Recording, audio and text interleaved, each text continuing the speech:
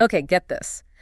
A wildly over-the-top 1972 women in prison flick starring Pam Grier that actually has some serious things to say about power and freedom. Right.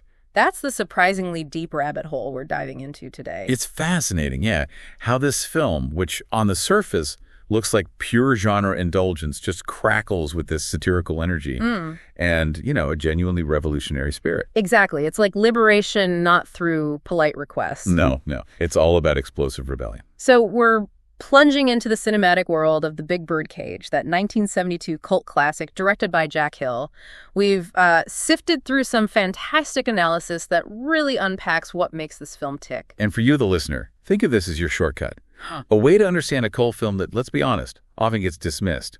We're pulling out the core insights, those aha moments. Right, without you having to wade through dense academic papers or anything. Our mission today is basically to unravel this seemingly contradictory core of The Big Birdcage. How does it manage to be an exploitation film, but also deliver some surprisingly sharp social commentary?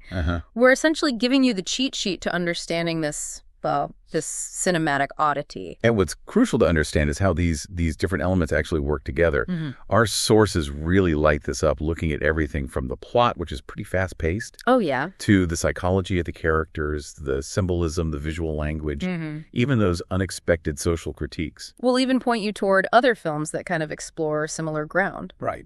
So how do we even begin to unpack this wild ride? Chronologically seems like a good start, maybe. Makes sense. The plot just drops us right into this fictional banana republic. You've got Blossom, the unforgettable Pam Grier, Iconic, teaming up with a character named Django to break her friend Terry out of this incredibly brutal women's prison camp. And what hits you right away is just the raw injustice. Yeah. Terry's wrongly imprisoned, which immediately sets the stage for Blossom's intervention. And this isn't just any prison, it's horrific. Run by sadistic guards, and there's this imposing rice mill at the center. Ah, the birdcage. Chillingly nicknamed the birdcage, yeah. That nickname feels heavy, doesn't it? It's clearly more than just a name. Definitely. And Blossom's not just planning an escape, she's looking to ignite a full-on riot. Right, and if she gets her way, just obliterate the entire oppressive system. Absolutely. And if we look at the core themes, that act, blowing it all up, it speaks directly to this idea of liberation through rebellion, It really does. The film seems to powerfully argue that for these women, trapped physically but also by societal expectations, freedom isn't something you ask for nicely. No way. It has to be seized violently. The prison becomes this stark, kind of exaggerated metaphor for the broader constraints put on women. And it's not just about individual freedom, is it? The stuff we've looked at really emphasizes this theme of female solidarity. Survival. Exactly. You have these diverse women forced together by awful circumstances, confronting this dominant patriarchal power structure head on. So despite the, let's call them surface level exploitation elements, the film ultimately champions the resilience of women, their collective strength. Yeah. It's about navigating that brutal oppression and finding power in, shared struggle. The focus isn't really on helplessness, but on this united front against a common enemy. Yeah. Now, this Django character, Sid Haig, right, he's definitely not your typical action hero. Not at all. The analysis we have really frames him as almost comical, a caricature of masculine arrogance and revolutionary absurdity. That's quite a description. It is, and this is where the film's satirical edge really cuts deep. Django, this sort of self-proclaimed revolutionary, he talks a big game, but often seems more ridiculous than effective. It feels like the film's making a point about the limits of just, ideology. Revolution just through ideas. Especially when it's not grounded in practical action. Right. And maybe, tellingly, lacks female leadership. Yeah. It's almost a playful jab at that traditional male savior trope we see so often. Okay, so let's dig a bit deeper into these characters. Pam Grier's Blossom. She's described as this iconic prototype, the fierce 70s action heroine. What makes her feel so groundbreaking? Well, what's so compelling about Blossom is her sheer agency. She's not just reacting to the horrors around her. She's actively shaping events. Yeah. She's tough. She's undeniably sexual. But she seems utterly in control of her own narrative. The analysis calls her a force of chaos within a structure of control. Wow. Driven by loyalty to Terry, sure, but also this fundamental, unyielding desire for freedom. She's strategic, but also, brutally aggressive when she needs to be. And then there's Terry, played by Anitra Ford, the friend Blossom wants to rescue. Her journey seems quite different. Oh, completely. Terry starts out as that archetypal innocent bystander, right? Someone just caught in the system's gears. Her character arc is all about transformation, an awakening, really. She's forced to confront the horrific reality of the prison, and she eventually evolves into an active, crucial participant in her own liberation. So she represents that shift from passive to active. Exactly. That powerful shift from passivity to taking control of your own destiny. It's a key theme in the film. We've touched on Django, but this idea of him as a symbol of failed masculinity, that's interesting. He's violent, sure, but also seems kind of lost. Ineffectual. Yeah, ineffectual is a good word. He provides a lot of the comic relief, often through his own incompetence or just misplaced bravado. Right. And his reliance on Blossom. It isn't about him being the leader. It feels like it stems from this clear admiration for her capabilities. And maybe realizing he actually needs her. Totally. A dawning recognition that he needs her to achieve his own somewhat vague revolutionary goals. It's a subtle but pretty effective subversion of traditional gender roles in action films. Our sources also point out some interesting archetypes here. Blossom as the warrior trickster heroine, that makes total sense. And Terry as the innocent who becomes active. What about the others? Well, thinking in archetypes helps grasp the bigger picture, right? Django definitely fits that fool revolutionary mold. Or maybe male disruptor, highlighting his chaotic but ultimately less effective way of doing things. And the villains. The warden, the guards, they're classic tyrants, sadists, gatekeepers, the oppressive forces that just have to be overcome. Okay. And then the other women, the inmates as a whole, they function almost like a chorus of the oppressed. Their shared suffering is what ultimately fuels their collective desire for rebellion. Let's get into the symbolism, because that birdcage, the rice mill, it's such a powerful, unsettling image. It really is. And it works on multiple levels. Literally, yeah, it's a brutal labor prison, women forced into backbreaking work. Right. But metaphorically, it represents industrialized oppression, the dehumanizing commodification of the female body. Wow. And that broader societal confinement that goes way beyond physical walls. It's both a horrific torture device and a potent symbol of this larger system of control. So industrialized oppression, but also potential for violent rebirth. Exactly. Through its destruction. That's key. And then we have the recurring things like chains and mud. They seem to carry a double meaning too. Precisely. On the surface, obviously, they represent physical bondage, degradation, particularly in a gendered way. The film emphasizes that. But as the story goes on, these very elements, the mud they're forced to wallow in, the chains binding them, they ironically become focal points for their resistance.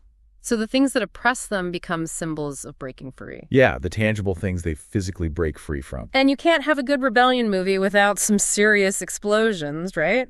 What about the explosives and fire? Well, in this film, they really represent a radical revolutionary cleansing. It's the violent destruction of the old, corrupt order. Wiping the slate clean. Yeah, clearing the way for something potentially new and just. It's visually dramatic, cathartic, representing that burning desire to just obliterate their oppressors and the whole system. Even something like clothing, or the lack of it, seems important in the big bird cage. Absolutely. I mean, the frequent display of exposed bodies is undeniably part of the exploitation genre's visual toolkit. Sure. But the analyses we looked at suggest it also functions as commentary on visibility, lack of control over your own body, objectification. So the vulnerability is right there on display. Exactly. But it also becomes this shared experience and maybe eventually a source of their collective power as they reclaim their bodies through rebellion. Visually, then, what are some of the key elements? What kind of cinematic language is Jack Hill using here? Several things really stand out. That sweaty, kind of overexposed lighting. It creates this intense feeling of heat, both literal and metaphorical. Amplifies the tension. Yeah, and that hypersexual tension that's typical of the genre.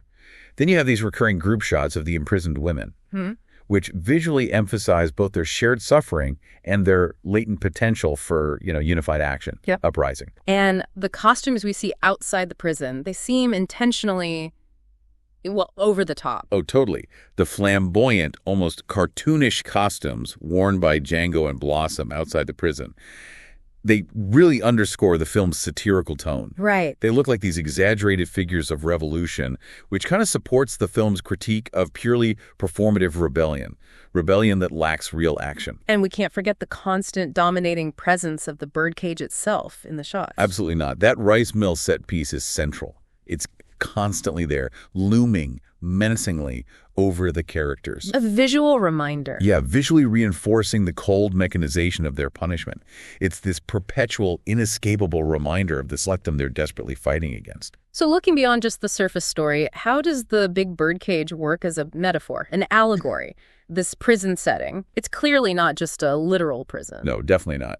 The exaggerated, brutal prison setting works as this potent allegory for the broader social order. How so? It reflects a world where women get punished for daring to step outside societal norms, whether it's about their sexuality, showing a rebellious spirit, or just being inconvenient to the people in power. Right. And their forced labor. It isn't really about productivity. It's fundamentally punitive. It's about control, maintaining those existing power structures. And this idea you mentioned, the birdcage as both a womb and a weapon, that's a really powerful image. It is, isn't it?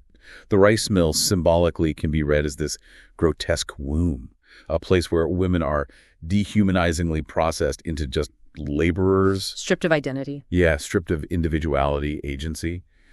But it also, ironically, holds the seeds of revolution within it. So its eventual violent explosion signifies this kind of destructive birth, the death of the old oppressive order, the chaotic emergence of the liberated women. You mentioned earlier there's a strong element of camp and satire running through it all. How does that playful absurdity add to the message? Well, the film's inherent absurdity.